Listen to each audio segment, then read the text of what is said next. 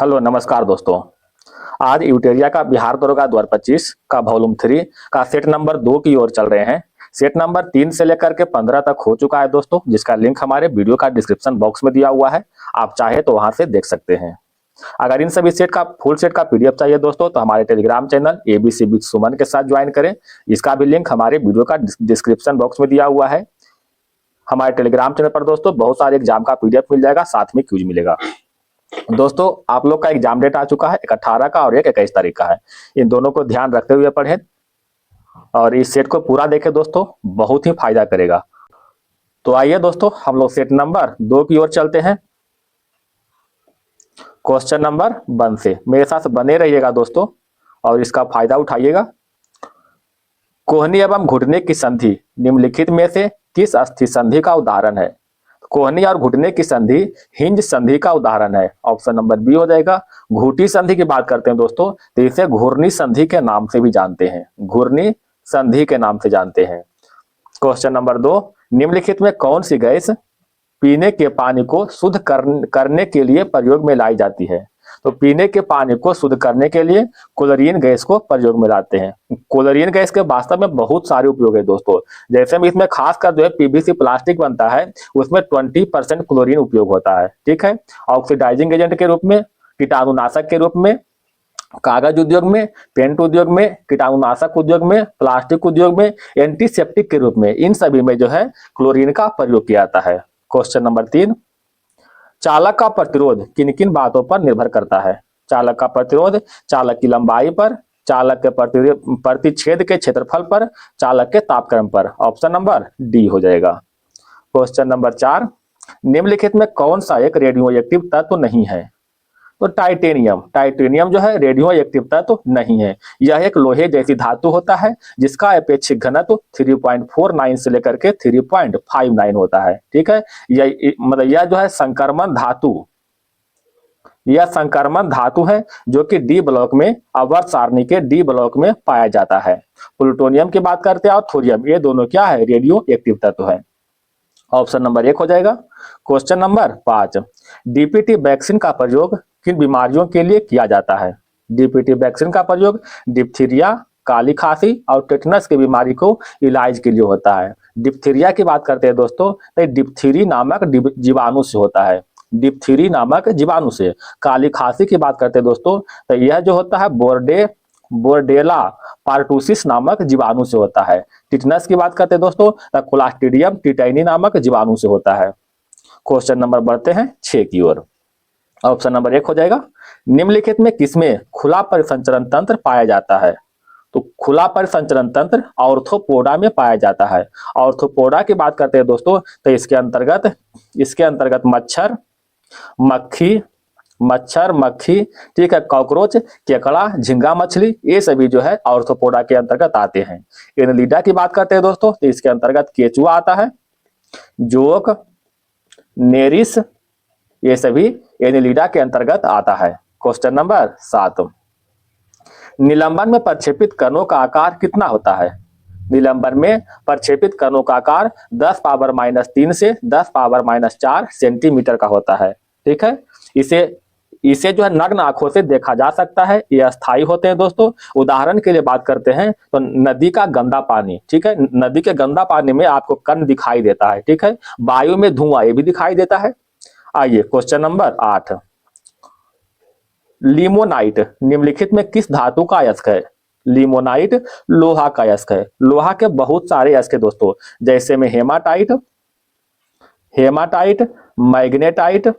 Magnetite, iron pyrite, कैल्कोपाइराइट और एक अभी दिया हुआ है लिमोनाइट। ये सभी के सभी जो है लोहा का अयस्क है। अगर लाइड की बात करते हैं दोस्तों तो लाइड का अयस्क है गैलेना, जिसे हम लोग पीबीएस कहते हैं दोस्तों, गैलेना, ठीक है। अगर कोबाल्ट की बात करते हैं दोस्तों तो अस्मेलटाइट जो है कोबाल्ट का अयस्क है। पोटेशियम की बात करते हैं दोस्तों तो पहला तो हो जाएगा नाइटर, ठीक है, और दूसरा हो जाएगा कार्नेटाइट नहीं बोल रहे, कार्नेलाइट एल, ठीक है। तो ऑप्शन नंबर बी हो जाएगा। क्वेश्चन नंबर 9, निम्नलिखित में किसे रोमन विट्रोल भी कहा जाता है? रोमन विट्रोल जिसे नीला थोथा कहते हैं, इसको कहते हैं दोस्तों ब्लू विट्रोल, ब्लू विट्रॉल के नाम से जानते हैं, इसे तूतिया के नाम से भी जानते हैं, तूतिया, याद रखिएगा। ठीक है, इसका रासायनिक नाम क्या है दोस्तों, कॉपर सल्फेट। फार्मूला हो जाएगा CuSO4 × 5H2O। ठीक है, अगर लाल थोथा की बात करते हैं दोस्तों, तो लाल थोथा को कॉपर कोबाल्ट सल्फेट कहते हैं, सॉरी, लाल थोथा को कोबाल्ट सल्फेट यानी CuSO4 × 7H2O होता है। ठीक है, उजला थोथा की बात करते हैं दोस्तों, तो उजला थोथा जिंक सल्फेट मतलब ZnSO4 × 7H2O, 7H2O, याद रखिएगा। तो ऑप्शन नंबर 1 हो जाएगा रोमन विट्रॉल। क्वेश्चन नंबर 10, किसे नोबेल का तेल कहते हैं? नोबेल का तेल ट्राइनाइट्रोग्लिसरीन को कहते हैं, ट्राइनाइट्रोग्लिसरीन। ऑप्शन नंबर C हो जाएगा। यह जो है एक रंगहीन तैलीय द्रव है जिसे नोबेल का तेल कहते हैं। इसका उपयोग खासकर जो है डायनामाइट बनाने में काम आता है। डायनामाइट, डायनामाइट क्या है दोस्तों, एक विस्फोटक है। ठीक है, एक है दोस्तों ट्राइनाइट्रोफिनॉल जिसे कहते हैं TNP। ठीक है, इसे पिक्रिक अम्ल के नाम से जानते हैं, पिक्रिक अम्ल के नाम से जानते हैं। इसको बनाने के लिए फिनॉल और प्लस में HNO3 की प्रतिक्रिया करते हैं तो ट्राइनाइट्रोफिनॉल बनता है। आइए क्वेश्चन नंबर आते हैं दोस्तों 11 की ओर। दोस्तों अगर वीडियो पसंद आए तो आपसे निवेदन है दोस्तों कि कम से कम एक लाइक अपने तरफ से जरूर करें दोस्तों। आपका एक लाइक दोस्तों हमारे लिए मोटिवेशन की तरह है, तो प्लीज एक लाइक जरूर कीजिएगा। क्वेश्चन नंबर 11, निम्नलिखित में से सबसे प्रबल ऑक्सीकारक कौन सा तत्व है? सबसे प्रबल ऑक्सीकारक के रूप में फ्लोरीन। ऑप्शन नंबर 1 हो जाएगा। अगर फ्लोरीन की बात करते हैं दोस्तों तो इसका परमाणु संख्या 9 और आवर्त सारणी के हाइड्रोजन तत्व के समूह है, आवर्त सारणी के हाइड्रोजन तत्व के समूह है। अगर हाइड्रोजन की बात करते हैं दोस्तों तो ये आवर्त सारणी में 17वें वर्ग के सदस्य है। ठीक है, 17वें वर्ग के। क्वेश्चन नंबर 12, जीव द्रव सिद्धांत के प्रवर्तक निम्नलिखित में किसे माना जाता है? जीव द्रव सिद्धांत के प्रवर्तक हर्टविग को मानते हैं। ऑप्शन नंबर B हो जाएगा दोस्तों। अच्छा, एक हुआ जीव द्रव, एक होता है जीव द्रव, जीव सिद्धांत, सॉरी, एक होता है जीव द्रव सिद्धांत, एक जीव सिद्धांत। जीव सिद्धांत के प्रवर्तक DH मॉर्गन को मानते हैं, DH मॉर्गन। ठीक है, दिया हुआ है जीव द्रव सिद्धांत के प्रवर्तक DH मॉर्गन। कोशिका सिद्धांत, कोशिका सिद्धांत स्लाइडेनस्वाइन, याद रखिएगा, कोशिका सिद्धांत, कोशिका सिद्धांत स्लाइडेनस्वाइन ने दिया था। ठीक है, कैरोलस लिनियस, कैरोलस लिनियस जो है द्विनाम पद्धति के जन्मदाता है, द्विनाम पद्धति के जन्मदाता। ठीक है, और कुछ और बताइएगा दोस्तों इसमें, जैसे आनुवांशिकता का नियम मेंडल ने दिया था, उपार्जित लक्षणों के वंशानुगत नियम लेमार्क ने दिया था, प्राकृतिक वर्ण का सिद्धांत चार्ल्स डार्विन ने दिया था। क्वेश्चन नंबर 13, निम्नलिखित में से मूत्र में किसकी मात्रा बढ़ने पर किसी व्यक्ति में टाइप 1 डायबिटीज होने की खतरा बढ़ जाता है? किसकी मात्रा बढ़ने पर? तो कीटोन की मात्रा बढ़ जाने पर टाइप 1 डायबिटीज होने की खतरा बढ़ जाता है। क्वेश्चन नंबर 14, निम्नलिखित में कौन सा सूक्ष्मजीव आमतौर पर फलीदार पौधे के लिए जैव उर्वरक के रूप में उपयोग किया जाता है? कौन सा है? राइजोबियम। ऑप्शन नंबर B हो जाएगा। राइजोबियम एक प्रकार का नाइट्रोजन फिक्सिंग बैक्टीरिया है जो आमतौर पर फलीदार पौधे के लिए जैव उर्वरक के रूप में उपयोग किया जाता है। यह जड़ों के साथ एक सहजीवी संबंध बनाता है। क्वेश्चन नंबर 15, माप के लिए उपकरण को मिलान करने का दोस्तों कहता है पोलारीमीटर। पोलारीमीटर से क्या होगा दोस्तों? समतल ध्रुवीकृत प्रकाश के घूर्णन, समतल ध्रुवीकृत प्रकाश के घूर्णन। पोटेंशियोमीटर से विद्युत विभवांतर मापते हैं। कैलोरीमीटर से विशिष्ट ऊष्मा क्षमता मापते हैं और रूलर से लंबाई को मापते हैं। याद रखिएगा, एक बार फिर से सुनिएगा दोस्तों, पोलारीमीटर से समतल ध्रुवीय प्रकाश के घूर्णन मापते हैं, पोटेंशियोमीटर से विद्युत विभवांतर मापते हैं, कैलोरीमीटर से विशिष्ट ऊष्मा क्षमता को मापते हैं, रूलर के द्वारा लंबाई को मापते हैं। ऑप्शन नंबर क्या हो जाएगा दोस्तों, बताइए? ऑप्शन नंबर 1 हो जाएगा। क्वेश्चन नंबर 16 करा दोस्तों, निम्नलिखित में कौन सा नियम बताता है कि एक अस्थिर वस्तु अस्थित अवस्था में रहेगी और गतिमान वस्तु एक नियत वेग के साथ गति में ही रहेगी जब तक किसी बाहरी असंतुलित बल कार्य नहीं किया जाता है? तो यह नियम जो है न्यूटन का पहला नियम है। ठीक है, न्यूटन का पहला नियम, न्यूटन के पहला नियम से ही बल का परिभाषा मिलता है या फिर जड़त्व के नियम मिलता है। जड़त्व के नियम मिलता है न्यूटन के प्रथम गति नियम से। न्यूटन के दूसरा गति नियम क्या कहता है दोस्तों कि किसी वस्तु पर लगाया गया बल उस वस्तु के द्रव्यमान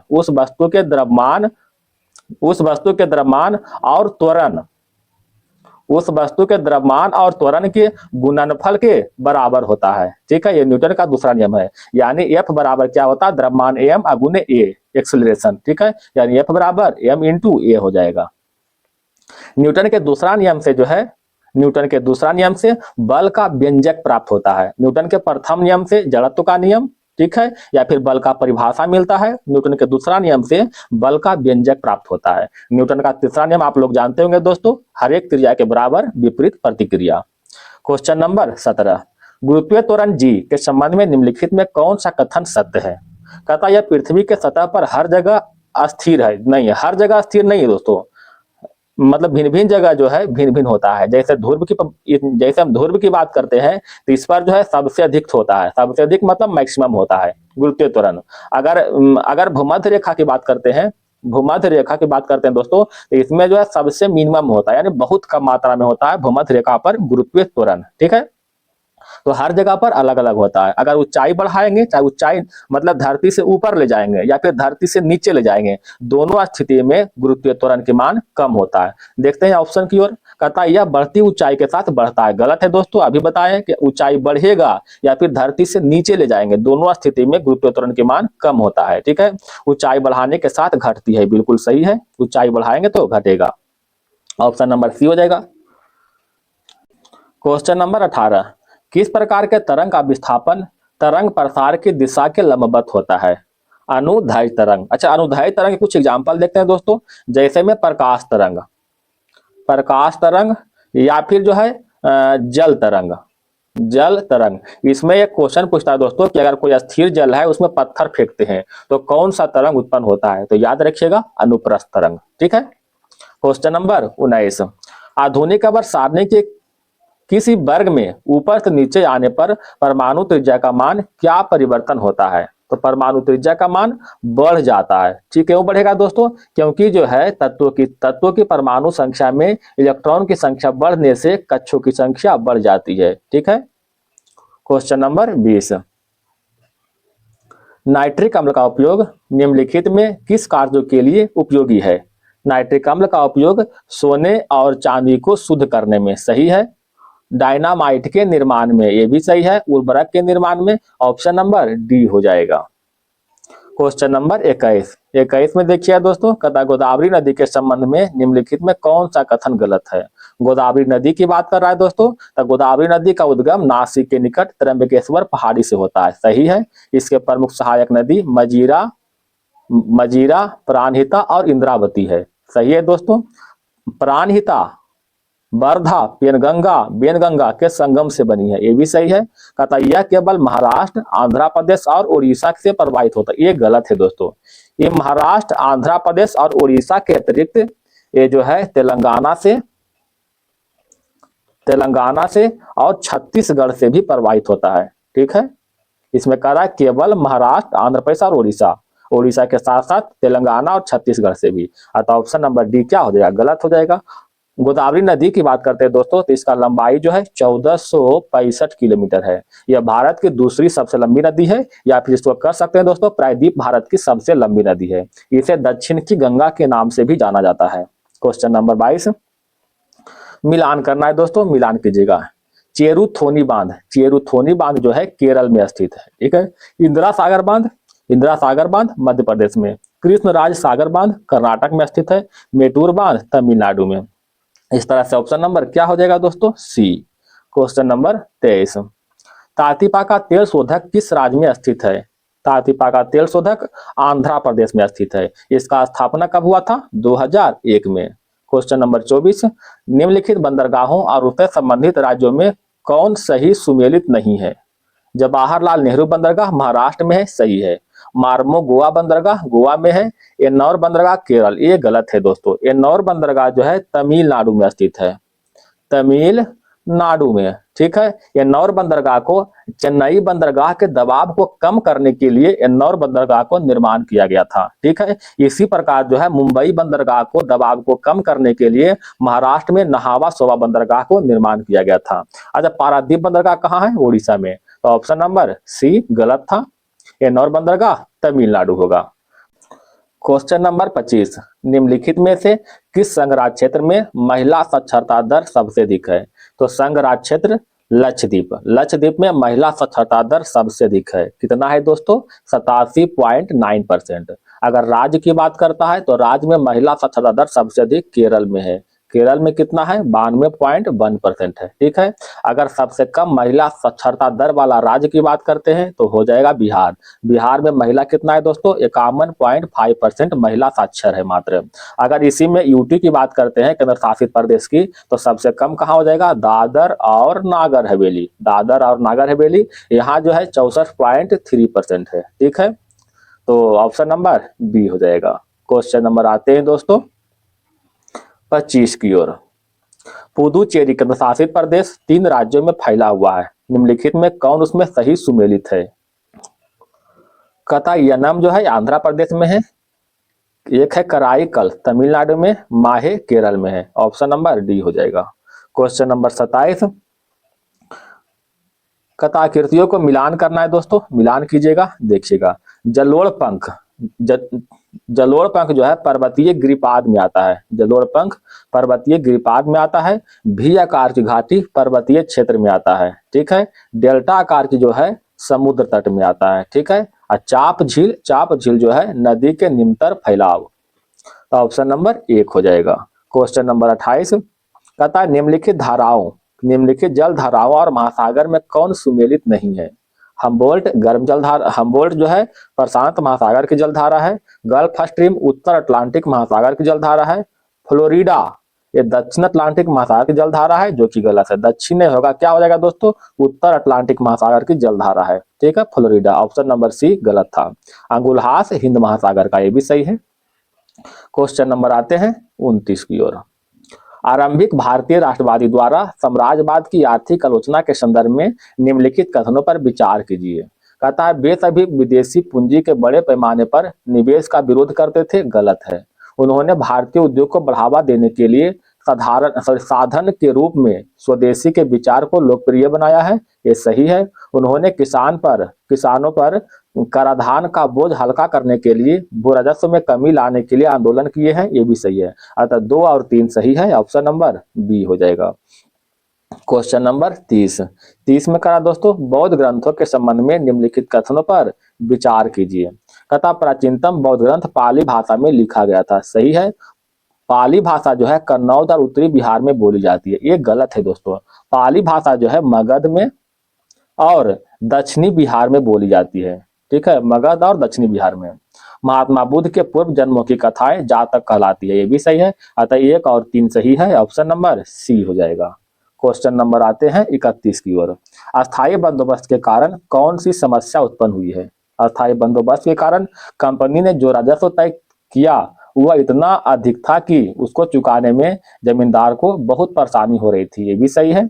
जो जमींदार राजस्व चुकाने में असमर्थ हो जाता था उनकी जमींदारी छीन ली जाती थी, सही है दोस्तों।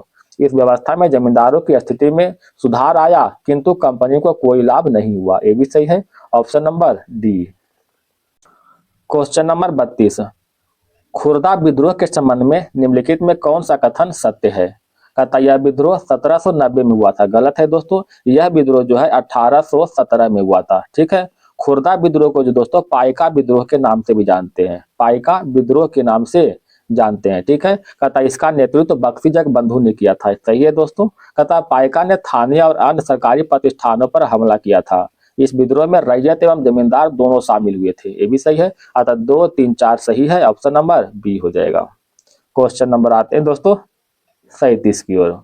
स्वदेशी आंदोलन के परिणाम स्वरूप क्या परिवर्तन हुए? स्वदेशी आंदोलन के परिणाम स्वरूप अनेक कपड़ा मिलें, साबुन, माचिस के कारखाने, हैंडलूम के उद्योग, राष्ट्रीय बैंक और बीमा कंपनियां खुली, सही है। राष्ट्रवादी काव्य गद्य पत्रिका का विकास हुआ। 15 अगस्त 1906 को एक राष्ट्रीय शिक्षा परिषद की स्थापना हुआ था। ये सही है दोस्तों, ऑप्शन नंबर डी हो जाएगा। स्वदेशी आंदोलन की बात करते हैं दोस्तों, यह बंगाल विभाजन के विरुद्ध 1905 में हुआ था। ठीक है, 1905 में हुआ था। क्वेश्चन नंबर 34 में कह रहा है दोस्तों, इंदिरा गांधी समझौते के संदर्भ में कौन सा कथन असत्य है, बताइएगा। कहता सरकार हिंसक और अहिंसक प्रकार के राजनीति बंदियों को रिहा करने पर सहमत हो गई थी। ठीक है, यह सत्य कथन है। इनमें से कहता है इन समझौते में नमक बनाने का अधिकार, विदेशी वस्त्रों और शराब की दुकान पर धरना देते अधिकारों को समाप्त कर दिया गया था। ये भी गलत है, ऑप्शन नंबर सी हो जाएगा। क्वेश्चन नंबर आते हैं 35 की ओर। 1857 के विद्रोह के बाद ब्रिटिश प्रांतीय शासन प्रशासन में लाए गए सुधारों के संबंध में निम्नलिखित कथनों पर विचार कीजिए। विचार करना है दोस्तों। कहता प्रांतों को निश्चित अनुदान देने की व्यवस्था 1882 में समाप्त कर दी गई थी। ठीक है, केंद्रीय प्रांतीय वित्त को अलग करने की दिशा में पहला कदम 1870 में लॉर्ड मेयो ने उठाया था। ठीक है, तो इसमें ना तो एक और ना तो दो, दोनों को दोनों क्या होगा दोस्तों, सत्य है। बोल रहा था कौन सा कथन असत्य है, तो दोनों को दोनों क्या है दोस्तों, सत्य है। क्वेश्चन नंबर आते हैं 36 की ओर। पुरातत्वविदों ने जनपद नामक इकाई की कई बस्तियां को खुदाई की। ये बस्तियां निम्नलिखित में किस एक स्थान से नहीं मिली है, तो यह बस्तियां जो है कौशाम्बी से नहीं मिला है, बाकी हस्तिनापुर, पुराना किला और अमजी खेड़ा से मिला है। ऑप्शन नंबर 1 हो जाएगा। क्वेश्चन नंबर 37, निम्नलिखित में से किस तुर्क सरदार ने गजनी को अपना राजधानी बनाकर स्वतंत्र राज्य की स्थापना की है? किसने किया था दोस्तों? अल्पतगीन ने। ऑप्शन नंबर 1 हो जाएगा। क्वेश्चन नंबर आइएगा 38 की ओर। मोहम्मद बिन तुगलक के संदर्भ में निम्नलिखित कथनों पर विचार कीजिए। विचार करना है। कहता है इनके शासनकाल में तिमिस सिरीन के नेतृत्व में मंगोलों ने सिंध पर आक्रमण किया था। सही है। कहता कौन सा कथन सत्य है दोस्तों? मोहम्मद बिन तुगलक ने सिंध पर विजय प्राप्त की तथा कलानौर ने पेशावर तक अपना अधिकार स्थापित किया था। ये भी सही है। अली और गुरसाब के विद्रोह इनके शासन काल में हुआ था। अतः क्या हो जाएगा दोस्तों, देखिएगा 1, 2, 3, ऑप्शन नंबर डी हो जाएगा। Question number 39, Calcutta general advisor किसके द्वारा शुरू किया गया था? Calcutta general advisor James A Hicky के द्वारा शुरू किया गया था। ऑप्शन नंबर डी हो जाएगा। और 1780 में जेम्स ए हिक्की ने भारत के पहले समाचार पत्र द बंगाल गजट या फिर कलकत्ता जनरल एडवाइजर का प्रकाशन शुरू किया था। क्वेश्चन नंबर 40, कहता जैन धर्म की ईश्वर में आस्था के संदर्भ में निम्नलिखित कथनों पर विचार कीजिए। जैन धर्म में ईश्वर का अर्थ है मुक्त आत्मा। सही है दोस्तों। जैन किसी एक रूप में ईश्वर की पूजा नहीं करते, ये गलत है। जैन धर्म यह नहीं मानता कि ब्रह्मांड एक ईश्वरीय ब्रह्मा द्वारा सृजित है, बल्कि ब्रह्मांड स्वतः शाश्वत और शक्तिशाली है। बिल्कुल सही है। अतः ऑप्शन नंबर 1 और 3 सही है। क्वेश्चन नंबर 41, शाहजहां द्वारा निर्मित तख्ती हाउस पर बैठने वाला अंतिम मुगल बादशाह कौन था? तो अंतिम मुगल बादशाह के रूप में मोहम्मद शाह था। ऑप्शन नंबर सी हो जाएगा। क्वेश्चन नंबर 42, सतनामी विद्रोह निम्नलिखित में किस मुगल शासक के समय में हुआ? सतनामी विद्रोह और औरंगजेब के समय में। ऑप्शन नंबर 1 हो जाएगा। सतनामी विद्रोह के बारे में बात करते हैं दोस्तों, तो यह 1672 में किसानों और मुगलों के बीच मथुरा के निकट नारनौल नामक स्थान पर यह विद्रोह हुआ था। इस विद्रोह का नेतृत्व सतनामी नामक एक धार्मिक संप्रदाय ने किया था। ठीक है। क्वेश्चन नंबर 43, निजी परियोज्य आय क्या होती है? निजी परियोज्य आय निजी आय से परिवार द्वारा चुकाए गए प्रत्यक्ष कर घटाने के बाद प्राप्त आय। Option number C. Question number 44, निम्नलिखित में कौन सी मद अल्पाधिकार की परिभाषा के अनुरूप है? बताइएगा। तो सिगरेट उद्योग जो है अल्पाधिकार परिभाषा के अनुरूप है। पूर्ति अपनी मांग स्वयं निर्धारित कर लेती है। यह कथन उक्ति किसका है? तो यह कथन जेबी शाह का है। ऑप्शन नंबर बी हो जाएगा। अगर एडम स्मिथ की बात करते हैं दोस्तों, इन्होंने जो है श्रम विभाजन का सिद्धांत दिया था। श्रम विभाजन का सिद्धांत और एक और दिया था दोस्तों अदृश्य हाथ का सिद्धांत। ठीक है, एक श्रम विभाजन का सिद्धांत और एक अदृश्य हाथ का सिद्धांत एडम स्मिथ ने दिया था। अगर मार्शल की बात करते हैं दोस्तों, तो ये मांग और आपूर्ति का सिद्धांत दिया था। मांग और आपूर्ति का सिद्धांत अल्फ्रेड मार्शल ने दिया था। और मांग अपनी स्वयं निर्धारित करती है, यह कथन जेबी शाह का है। क्वेश्चन नंबर 46, मुखौटा लोक नृत्य किस राज्य से संबंधित है? मुखौटा लोक नृत्य अरुणाचल प्रदेश से संबंधित है। अरुणाचल प्रदेश में मुखौटा नृत्य, और एक है दोस्तों मोपी नृत्य, मोपी नृत्य भी अरुणाचल प्रदेश में है। अगर पंजाब की बात करते हैं दोस्तों, तो पंजाब में कौन सा हो जाएगा? भाखड़ा हो जाएगा, भांगड़ा सॉरी, भांगड़ा, गिद्धा, भांगड़ा, गिद्धा, धमान, ये सभी पंजाब का लोक नृत्य है। अगर राजस्थान की बात करते हैं तो राजस्थान में गणगौर, गणगौर, घूमर, गणगौर, घूमर, एक है दोस्तों पनिहारी, ये सभी राजस्थान का लोक नृत्य है। अगर सिक्किम की बात करते हैं तो यहाँ हो जाएगा सिंधी छम, तमांग और याकचाम, सिक्किम का लोक नृत्य है। क्वेश्चन नंबर 47, पुस्तक और लेखक कथा कौन सा युग्म सही सुमेलित है? इंडिया बीन्स फ्रीडम का लेखक अबुल कलाम आजाद, ये बिल्कुल सही है दोस्तों। ऑप्शन नंबर 1 हो जाएगा। ये सेज और गीता का आर के नारायण, गलत है। ये सेज और गीता का अरविंद घोष है, अरविंद घोष। कैबिनेट एक्शन महात्मा गांधी, ये भी गलत है दोस्तों। कैबिनेट एक्शन नरेंद्र मोदी का पुस्तक है, ठीक है। हिंद स्वराज महात्मा गांधी हो जाएगा, ठीक है। तो क्वेश्चन नंबर 48, शास्त्रीय नृत्य से संबंधित कलाकार कौन सा युग्म सही सुमेलित नहीं है? बताइएगा। कथक कल्याणी अम्बा का संबंध मोहिनी अट्टम से है, बिल्कुल सही है। झाबेरी बाने का संबंध कथक, ये गलत है दोस्तों।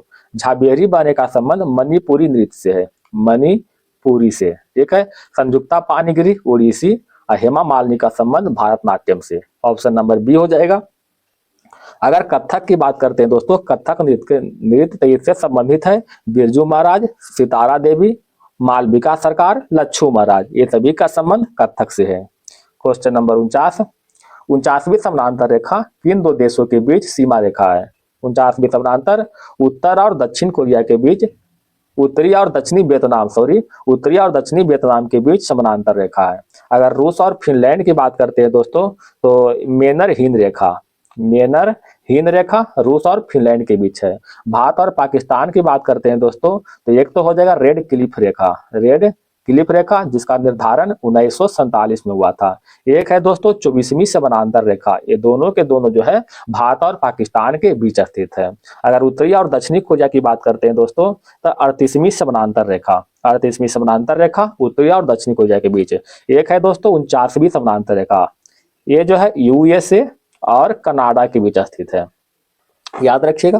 तो इसका ऑप्शन नंबर क्या हो जाएगा? 17वीं समानांतर। क्वेश्चन नंबर 50, समाधि स्थल से संबंधित व्यक्ति है, कथा कौन सा युग्म सही सुमेलित नहीं है? विजय घाट महात्मा गांधी, गलत है दोस्तों। विजय घाट जो है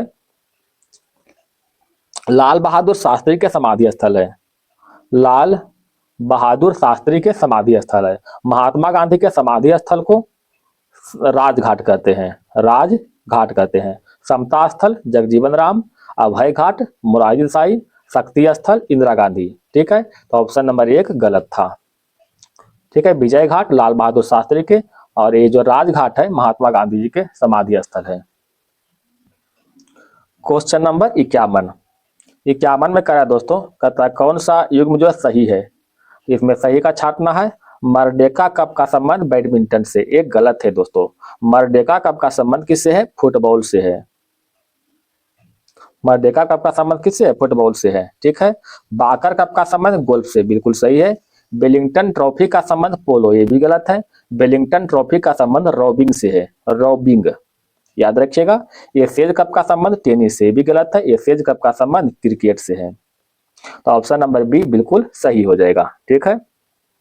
क्वेश्चन नंबर 52, भारत में प्रथम महिला से संबंधित कौन सा कथन असत्य है? कथा प्रथम ज्ञानपीठ पुरस्कार जीतने वाली भारतीय महिला आशा पूर्णा देवी है, सही है। प्रथम महिला रेल चालिका सुरेखा शंकर यादव, ये भी सही है। बुकर पुरस्कार जीतने वाली पहली भारतीय महिला अरुंधति राय, सही है। प्रथम भारतीय महिला मिस यूनिवर्स रीता फारिया, ये गलत है दोस्तों। रीता फारिया की बात करते हैं तो मिस वर्ल्ड बनी थी, मिस यूनिवर्स नहीं, मिस वर्ल्ड बनी थी। अब मिस यूनिवर्स कौन है दोस्तों? सुष्मिता सेन, सुष्मिता सेन जो है मिस यूनिवर्स बनी थी, प्रथम भारतीय महिला। ठीक है, अगर प्रथम भारतीय महिला मिस वर्ल्ड पूछेगा तो हो जाएगा Reita Faria. Option number D हो जाएगा। क्वेश्चन नंबर आते हैं दोस्तों 53 की ओर। मिलान करना है, मिलान कीजिएगा। केंद्रीय नारियल अनुसंधान संस्थान कासरगोड, ठीक है। केंद्रीय चावल अनुसंधान संस्थान कटक, केंद्रीय गन्ना अनुसंधान संस्थान कोयम्बटूर और केंद्रीय आलू कुफरी। इस तरह से ऑप्शन नंबर सी हो जाएगा। क्वेश्चन नंबर 54 कहता है विश्व के प्रमुख पठार और उसकी अवस्थिति के संबंध में कौन सा युग्म सही नहीं है। एशिया माइनर के पठार तुर्की में है, तकला मकान चीन में है, लोरेंसिया जो है कनाडा में, अलास्का यूक्रेन में। ये गलत है दोस्तों, अलास्का यूक्रेन में नहीं होकर के यूएसए में स्थित है, यानी अमेरिका में स्थित है। अलास्का के पठार का पूर्व नाम क्या था, माउंट मैकिनले। इसे वर्तमान में माउंट डेनाली के नाम से भी जानते हैं। ठीक है, इसका जो पहले वाला नाम था माउंट मैकिनले, अब वर्तमान में इसे माउंट डेनाली के नाम से जानते हैं, माउंट डेनाली के नाम से। ऑप्शन नंबर डी युग्म सही नहीं है। क्वेश्चन नंबर आते हैं 55 की ओर। कहता है सही मिलान को चयन करें। जड़त्व का नियम न्यूटन दिया था, गलत है। जड़त्व का नियम इटली के वैज्ञानिक गैलीलियो ने दिया था। ठीक है, इटली के वैज्ञानिक गैलीलियो ने दिया था। डायनमो का आविष्कार रोएंटजन, ये भी गलत है। डायनमो का आविष्कार जो है माइकल फैराडे ने किया था, फैराडे ने। ठीक है, डायनमो जो है विद्युत चुंबकीय प्रेरण के सिद्धांत पर काम करता है। परमाणु बम का आविष्कार अल्फ्रेड नोबेल, गलत है दोस्तों। परमाणु बम का आविष्कार जो है ऑटो हॉर्न ने किया था, ऑटो हॉर्न ने किया था, ये भी जर्मनी के वैज्ञानिक है। अगर अल्फ्रेड नोबेल की बात करते हैं दोस्तों तो डायनामाइट की खोज किया था। ठीक है, ऑप्शन नंबर डी हो जाएगा। उपयुक्त में से कोई भी सही नहीं है। क्वेश्चन नंबर 57 उपकरण एवं उसके उपयोग का कौन सा युग्म सही सुमेलित नहीं है, बताइएगा दोस्तों। कहता है वायु दाब मापने का यंत्र बैरोमीटर है, सही है। द्रवों के अपेक्षित घनत्व मापने का यंत्र हाइग्रोमीटर है, क्या सही है दोस्तों? सही है। ध्वनि का तीव्रता मापने में एनीमोमीटर, गलत है दोस्तों। एनीमोमीटर का उपयोग जो है वायु की शक्ति और गति को मापने में होता है, ऑप्शन नंबर सी गलत है। कहता समुद्र की गहराई मापने में फाइडोमीटर, ये भी सही है। क्वेश्चन नंबर 58 संविधान निर्माण में संविधान सभा को कुल कितना समय लगा है।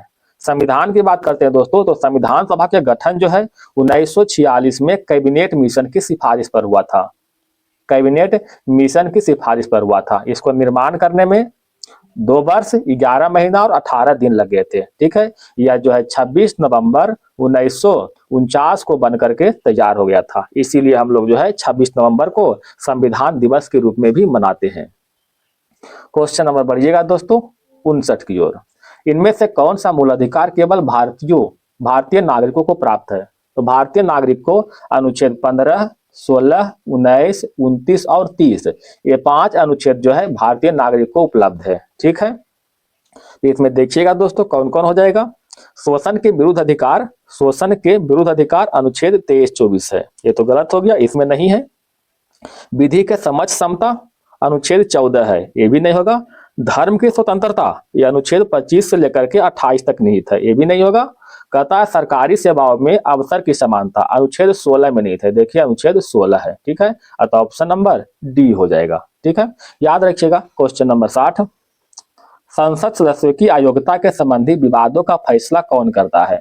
तो विवादों का फैसला जो है चुनाव आयोग के परामर्श से राष्ट्रपति करता है। क्वेश्चन नंबर 61 राज्यसभा का सभापति अपना त्यागपत्र किसको देता है। राज्यसभा का सभापति अपना त्यागपत्र राष्ट्रपति को देता है, किस अनुच्छेद के तहत। तो अनुच्छेद 67 का ए के तहत देता है। क्वेश्चन नंबर 62 भारतीय संविधान के किस अनुच्छेद के तहत सर्वोच्च न्यायालय मौलिक अधिकार का संरक्षक है। तो मौलिक अधिकार के संरक्षक की बात करते हैं दोस्तों, इसका संरक्षक के रूप में हाई कोर्ट और सुप्रीम कोर्ट दोनों है। ठीक है, हाई कोर्ट जो है अनुच्छेद 226 के तहत और सुप्रीम कोर्ट अनुच्छेद 32 के तहत मौलिक अधिकार का संरक्षक है, यानी अनुच्छेद 32 ऑप्शन नंबर बी हो जाएगा। हाई कोर्ट और सुप्रीम कोर्ट जो है 5 तरह के रीट जारी करके जो है इसको संरक्षक करता है दोस्तों। बताइएगा 143 किस अनुच्छेद। तो 143 जो है राष्ट्रपति सुप्रीम कोर्ट से कोई भी कानूनी सलाह ले सकता है अनुच्छेद 143 के तहत। अनुच्छेद 124 में क्या है दोस्तों, सुप्रीम कोर्ट की स्थापना, सुप्रीम कोर्ट की स्थापना जो है 124 में है। और अनुच्छेद 124 के 2 के तहत जो है सुप्रीम कोर्ट अपना जो है न्यायाधीश को नियुक्त कर सकता है। अनुच्छेद 131 की बात करते हैं तो केंद्र और राज्य के बीच विवाद का निपटारा करेगा सुप्रीम कोर्ट। क्वेश्चन नंबर 63, निम्नलिखित में कौन सा विषय समवर्ती सूची के अंतर्गत है? तो समवर्ती सूची के अंतर्गत विद्युत, ऑप्शन नंबर डी हो जाएगा दोस्तों। ठीक है, क्वेश्चन नंबर 64 में आते हैं। 64 में कह रहा है निम्नलिखित में कौन सा अनुच्छेद आपातकाल से संबंधित नहीं है? तो आपातकाल से 352, 56 और 60 संबंधित है, 353 संबंधित नहीं है। ठीक है, आपातकाल 352, 56, 60। 352 की बात करते हैं दोस्तों तो इसमें राष्ट्रीय आपात का प्रावधान किया गया है। राष्ट्रीय आपात का प्रावधान किया गया है जो पहला बार जो है 1962 में लगा था, दूसरा बार 1971 में, तीसरा बार 1975 में, 3 बार लग चुका है। 1962 में भारत और चीन के युद्ध के समय लगा था, 1971 में भारत और पाकिस्तान के युद्ध के समय, 1975 में दोस्तों आंतरिक अशांति के समय जो है लग चुका है। यानी 352 का प्रयोग 3 बार हो चुका है। 356 की बात करते हैं दोस्तों तो इसका पहला बार प्रयोग जो है पंजाब में 1951 में पहला बार लगा था। 360 का प्रयोग अभी तक भारत में एक बार भी नहीं हुआ है। ठीक है, 360 वित्तीय आपात से संबंधित है। क्वेश्चन नंबर आते हैं 65, निम्नलिखित में कौन सा मौलिक अधिकार नहीं रहा है? बताइएगा। तो संपत्ति का अधिकार, संपत्ति के अधिकार को 44वां संविधान संशोधन 1978 के द्वारा हटा दिया गया है। इसको हटा करके अनुच्छेद 300 का ए के तहत विधिक अधिकार या फिर कानूनी अधिकार के तहत शामिल किया गया है। ठीक है, क्वेश्चन नंबर बढ़ते हैं 66, 58वां टाइगर रिजर्व किस राज्य से संबंधित है? 58वां टाइगर रिजर्व और 57वां दोनों के दोनों है, 58वां और 57वां दोनों कहाँ है? मध्य प्रदेश से संबंधित है। ऑप्शन नंबर सी हो जाएगा। भारत में वर्तमान में टाइगर रिजर्व की संख्या 58 है दोस्तों। ठीक है, जिसमें 58वां टाइगर रिजर्व के रूप में माधव राष्ट्रीय उद्यान जो कि मध्य प्रदेश में स्थित है। प्रोजेक्ट टाइगर का शुरुआत कब से हुआ था? 1973 से। भारत में बाघ की संख्या 2022 के डेटा के अनुसार कितना है दोस्तों? 3167 बाघ पाए जाते हैं। क्वेश्चन नंबर 67, कथा पुस्तक और लेखक में कौन सा जोड़ी सही सुमेलित नहीं है? बताइएगा। कथा फिर उगना पुस्तक का लेखक पार्वती तिर्की, 9 यार्ड सीरीज प्रशांति राम, भाई India matters S Jaishankar. Option number D, इसमें सभी के सभी सत्य है, कोई भी गलत नहीं है। क्वेश्चन नंबर 68, बिहार विधानसभा चुनाव 2025 के पश्चात मुख्यमंत्री नीतीश कुमार ने बिहार के मुख्यमंत्री के रूप में कितनी बार शपथ ली है? तो बिहार के मुख्यमंत्री के रूप में टोटल 10 बार शपथ लिया है। ठीक है, बिहार विधानसभा चुनाव की बात करते हैं दोस्तों तो यह 2 चरणों में संपन्न हुआ था। पहला चरण हुआ था 6 नवंबर को, दूसरा चरण हुआ था 11 नवंबर को संपन्न हुआ था। ठीक है, क्वेश्चन नंबर 69, लॉन्गटांग घाटी में स्थित किस ग्लेशियर को हाल ही में मृत घोषित किया गया है? बताइएगा दोस्तों। तो याला ग्लेशियर को मृत घोषित किया है। समान नागरिक संहिता लागू करने वाला पहला भारतीय राज्य कौन बना है? कौन सा बना है दोस्तों? उत्तराखंड। ऑप्शन नंबर डी हो जाएगा। उत्तराखंड ने समान नागरिक संहिता को जनवरी 2025 से लागू किया था।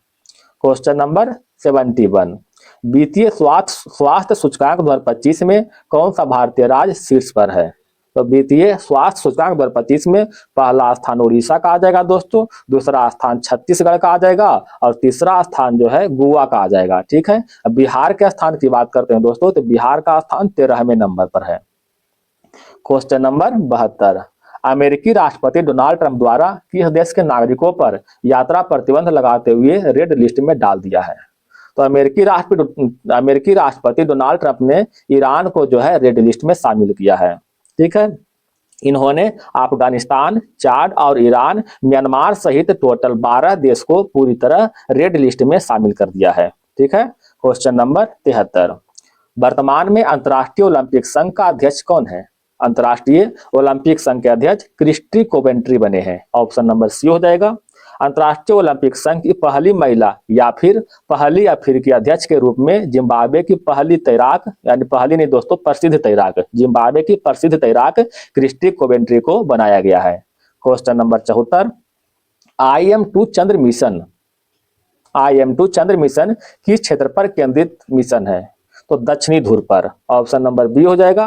नासा द्वारा लॉन्च IM-2 जो मिशन है, इसका उद्देश्य चंद्रमा के दक्षिणी ध्रुव पर पानी, बर्फ और दुर्लभ खनिजों की खोज करना है।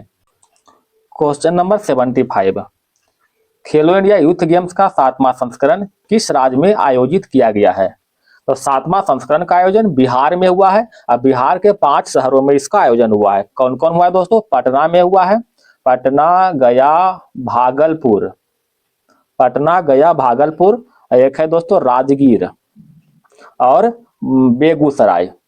ठीक है, ये 5 शहर में इसका आयोजन हुआ है। पटना, गया, भागलपुर, राजगीर और बेगूसराय में। इसका शुभंकर कौन सा है? शुभंकर गजसिम्हा है। इसमें जो है महाराष्ट्र ने 158 पदक के साथ पहला स्थान प्राप्त किया है। ठीक है, महाराष्ट्र ने। बिहार के स्थान की बात करते हैं दोस्तों, तो 36 पदक के साथ जो है 15वां स्थान हासिल किया है। तो इसका आंसर कौन हो जाएगा? डी, महाराष्ट्र। अच्छा, इसका आयोजन करा दोस्तों, तो आयोजन कहाँ हुआ था? बिहार में हुआ था। ठीक है, आयोजन बिहार में हुआ था। क्वेश्चन नंबर आते हैं आगे। आशा करते हैं दोस्तों कि वीडियो पसंद आ रहा होगा।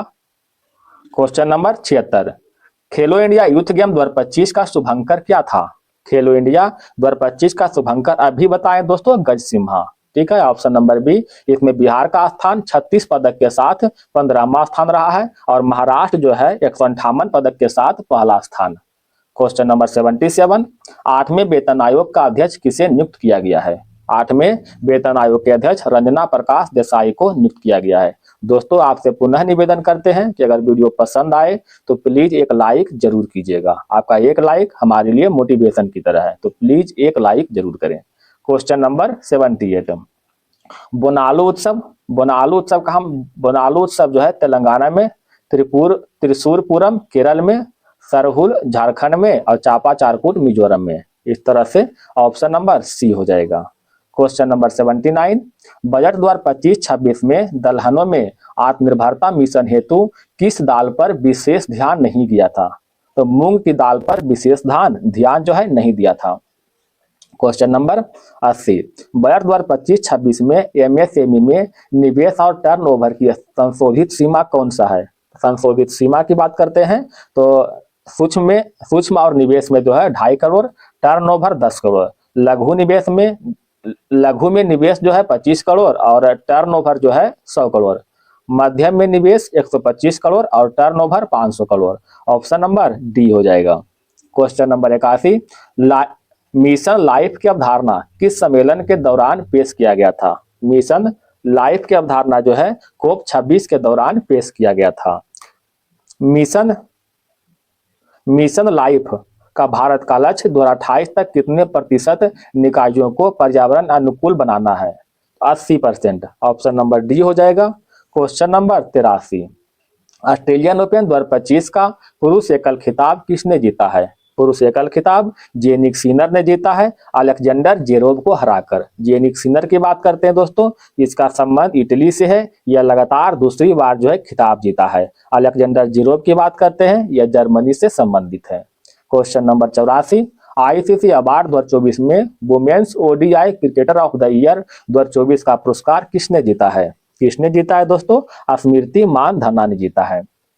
क्वेश्चन नंबर 85 और लास्ट क्वेश्चन, खो खो विश्व कप 2025 जीतने वाली पहली भारतीय महिला टीम कौन बनी है? तो पहली भारतीय महिला team Prisika Ingole. Option number 1। अब जीके समाप्त हो चुका है दोस्तों, कुछ देख लेते हैं। हिंदी है, थोड़ा बहुत देख लेते हैं। जिसके हृदय में ममता ना हो, नहीं हो, क्या कहते हैं उसे? निर्मम कहते हैं। व्याकुल शब्द का संधि विच्छेद बी जोड़ आकुल। कहता है तुम कल स्कूल में क्यों नहीं गए? सही अनुवाद क्या होगा? तो भाई did you not go to school yesterday. Option number 1 हो जाएगा। क्वेश्चन नंबर 89, एंटीसिपेशन का हिंदी परिभाषित क्या होगा? एंटीसिपेशन मतलब पूर्वानुमान। ऑप्शन नंबर 1 हो जाएगा। क्वेश्चन नंबर 90, पृष्ठांकन का अंग्रेजी अर्थ क्या होगा? पृष्ठांकन का अंग्रेजी अर्थ इंडोर्समेंट होता है। ऑप्शन नंबर डी हो जाएगा। क्वेश्चन समाप्त हो गया दोस्तों। इसके बाद 10 गो मैथ और रीजनिंग होगा। ठीक है, पूरा सोल्यूशन हम PDF में प्रदान कर देते हैं, तो आप PDF से आप देख करके इसको हल कर सकते हैं। धन्यवाद दोस्तों, आपका दिन शुभ हो।